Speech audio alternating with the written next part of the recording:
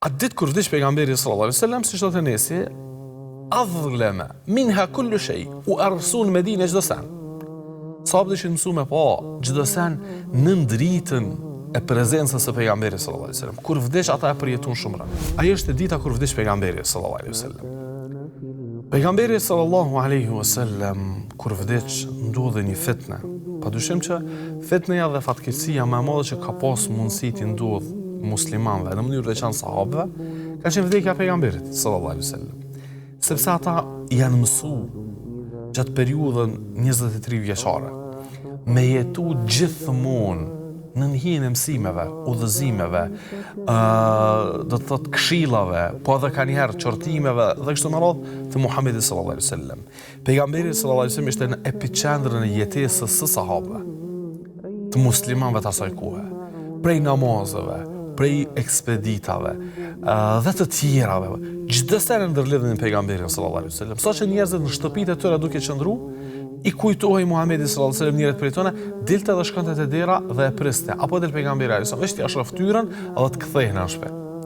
E një numër i konsiderueshëm natën kur i dilte gjumi shkonin tek xhamia pejgamberit sallallahu alaihi wasallam dhe qëndronin pranë derës së shtëpisë së pejgamberit sallallahu alaihi wasallam, se mos helbet apo po ka ndaj nevojë pejgamberi sallallahu alaihi wasallam e çel derën e të gjinde mëne.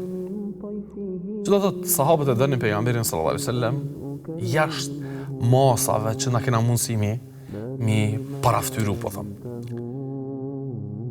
Atë ditë kur vdiq pejgamberi sallallahu alaihi wasallam, si thotë Enesi, adhlama minha kullu shay, u arsu në Medinë çdo sen. Sahabët ishin mësuar me pa çdo sen në dritën e prezencës së pejgamberit sallallahu alaihi wasallam. Kur vdiq ata e përjetun shumë rënd. Dhe atë ditë që vdiq alaihi salatu wasallam, Omeri tha pejgamberi sallallahu alaihi wasallam s'ka mundësi me vdek. Pejgamberi nuk vdes. Ka hala shumë punë që duhet mi kry, nuk vdes pejgamberi. Ai ka shku tek Allahu, sikur se Musa alaihi salatu wasallam, që të komunikoj me te dhe ka mu kthy, s'ka vdek pejgamberi. Kush thot se ka vdek, ai është munafik, e që unë do të veproj me te kështu dhe kështu.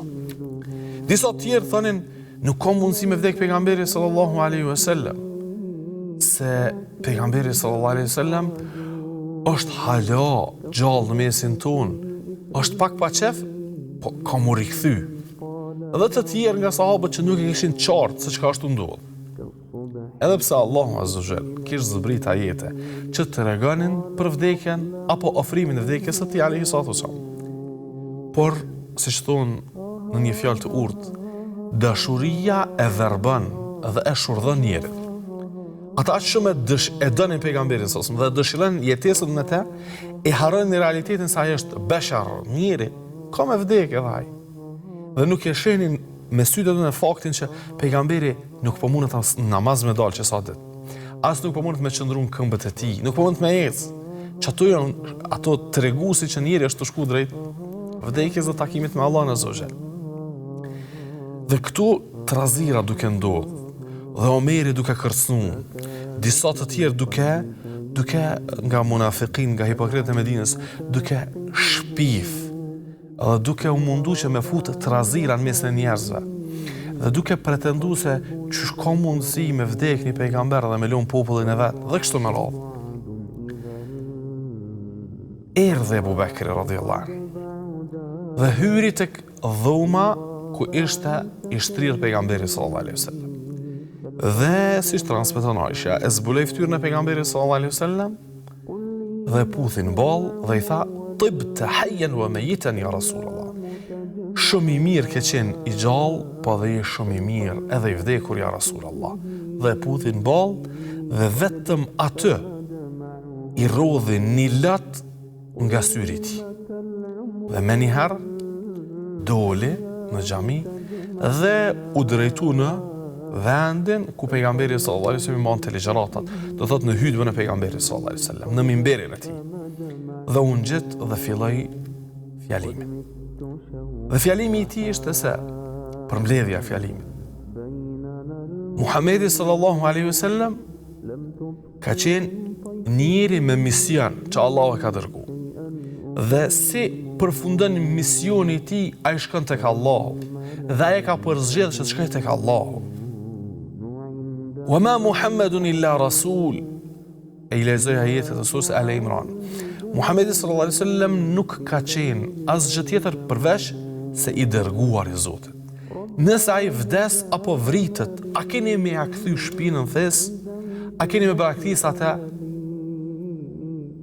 Dhe tha, kush e ka adhuru Muhammedin, le të di se ai ka vdek.